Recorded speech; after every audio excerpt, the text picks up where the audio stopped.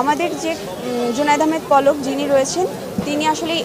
উৎস বহির্ভূত কোনো ধরনের আয় করেন নাই এবং তার সকল সম্পত্তির বিবরণী, তার যে আয়কর বিবরণী রয়েছে সেখানে সব কিছু উল্লেখ রয়েছে। তার এই উল্লেখযোগ্য সম্পত্তি ব্যতীত আর কোনো উৎস বহির্ভূত কোনো সম্পত্তি নেই এবং আমরা সেখানে উল্লেখ করেছি যে তিনি খুব অল্প বয়সে তার পৈতৃক সম্পত্তি থেকে 27 বিঘা জমি পান এবং 2টা বাসা পান, সিংড়াতে এবং নাটোরে। এবং তিনি নাটোরে যে বাসাটা পান সেই বাসাটা বিক্রয় করে তিনি আবার কিছু জমি কেনেন এবং সেখানে আবাদ করেন মৌসুমে বছরে 3 বার এবং সাথে মৎস্য প্রজেক্ট চালু করেন এবং সেখান থেকে তার ইনকাম ছিল। এছাড়া তিনি 1998 সাল থেকে আসলে আয়কর যে রিটার্নটা সেটা জমা দিয়ে আসছে এবং সেই সময় তিনি ঠিকাদার হিসেবে কাজ করেছেন এবং সেই সকল কাজের যে লব্ধ অর্থ রয়েছে সেগুলো তার ইনকামে আসলে সংযুক্ত হয়েছে এবং সেগুলো তিনি নিয়মিত কর দিয়ে আসছেন। এবং পরবর্তীতে তিনি হাইকোর্টে যখন লয়ার হন, জাজ কোর্টে লয়ার হন, তিনি দীর্ঘদিন যাবৎ প্র্যাকটিস করেন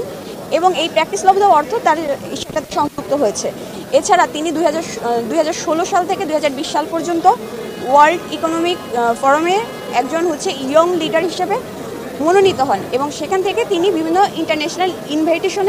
ইনভাইটেশন পান এবং ইন্টারন্যাশনাল কনফারেন্সগুলোতে যোগদান করেন এবং সেখানেও একটি